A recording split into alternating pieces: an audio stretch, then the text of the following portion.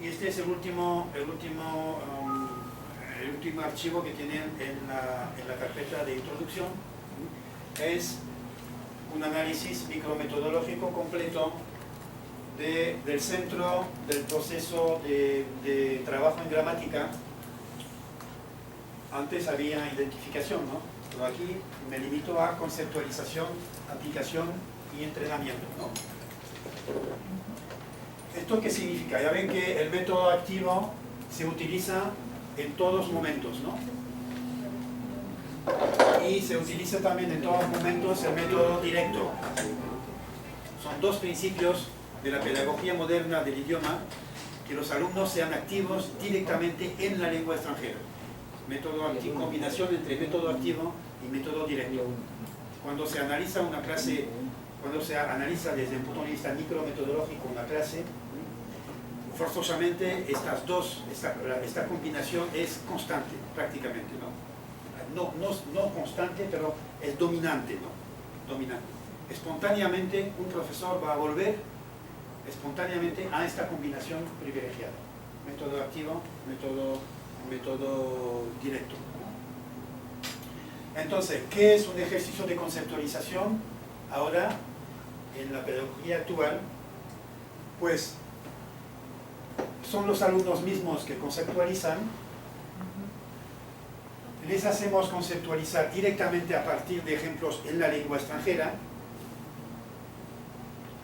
Si queremos que comenten y expliquen en la lengua extranjera, reforzamos más el método directo. Si aceptamos que la reflexión se haga en la lengua materna, pues ahí se introduce un poquito de un método indirecto. ¿Okay? Y la conceptualización es una combinación entre método inductivo y método reflexivo. ¿Okay? Que son dos métodos muy parecidos, muy íntimamente ligados, porque la inducción es una reflexión. ¿Okay? Pero la aplicación también, el método reflexivo. Después viene el ejercicio de aplicación. Esa aplicación con método directo, o sea, ya no van a ser traducciones lengua 1, lengua 2, lengua 2, lengua 1. A partir del final del siglo XIX, con el método directo, se impone también el método directo en los ejercicios gramaticales. Pues van a ser ejercicios intralingües, se dice, en la lengua extranjera. ¿Cómo se puede hacer un ejercicio en la lengua extranjera? Pues ahí, desde finales del siglo XIX, se imponen, antes de llegar el distribucionalismo, se impone el trabajo de sustitución o transformación o sustitución en la lengua extranjera. Pues, método deductivo, método aplicador. Y después los ejercicios de entrenamiento son ejercicios en que vamos a poner, por ejemplo, aquí ejercicios estructurales, y encontramos pues el núcleo duro del método oral, método imitativo, repetitivo y directo. ¿Okay?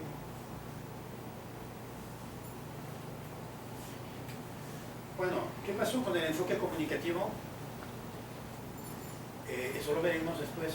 El enfoque comunicativo desechó completamente, dejó de lado esa tradición de progresión muy lenta, sistemática del trabajo en gramática, y en los manuales del enfoque comunicativo, los que sistematizan el enfoque comunicativo, se pasa directamente de la identificación al reempleo. Directamente. Se prescinde de toda esta fase muy progresiva, muy lenta de trabajo gramatical. Y por eso el enfoque comunicativo no está adaptado a la enseñanza escolar. En la enseñanza escolar, por diferentes motivos, el trabajo tiene que ser muy progresivo, paso a paso. Ok, pues hemos terminado, que bien, la introducción. introducción del curso. Es normal que tenemos 16 meses, ¿no?, de trabajo, y no solamente 16 horas. La presentación, vamos a ver ahora la presentación de las metodologías sucesivas, pero me costó trabajo esto porque cuando preparé este curso, porque sí entraba en todos los detalles de cada metodología, sí, eran cuestión de 16 meses. Y por eso, ya por ejemplo, ya no vamos a hablar de metodología tradicional y nos vamos a contentar de lo que ya dije sobre la concepción de la unidad tradicional, de la unidad didáctica en la metodología tradicional y de los diferentes métodos de articulación, combinación del trabajo en la metodología tradicional. ¿Okay? Un profesor tradicional o tradicionalista no es un profesor que utiliza el método transmisivo, es un profesor que ha sistematizado el método transmisivo. Un profesor tradicional es un profesor que de vez en cuando utiliza el método indirecto. Es un profesor que sistemáticamente privilegia el método indirecto, etc., ¿no? No es tal o cual método en tal o cual momento el que define la orientación metodológica de un profesor, sino lo que está sistematizando, lo que privilegia sistemáticamente. ¿Okay? Sistemáticamente explica él primero y después controla si los alumnos han comprendido su lección. Si lo hace sistemáticamente, este es un rasgo de tradicionalismo. Y no hacerlo de vez en cuando. ¿Okay? Entonces, dejamos de lado la metodología tradicional, que es la metodología que impera hasta finales del siglo XIX en Europa. ¿Okay? A finales del siglo XIX, dos elementos llegan. El primer elemento, bueno, 3 o 4, no sé, bueno, lo que me viene hacia la mente es que en la pedagogía general pasamos de la pedagogía tradicional a la pedagogía moderna.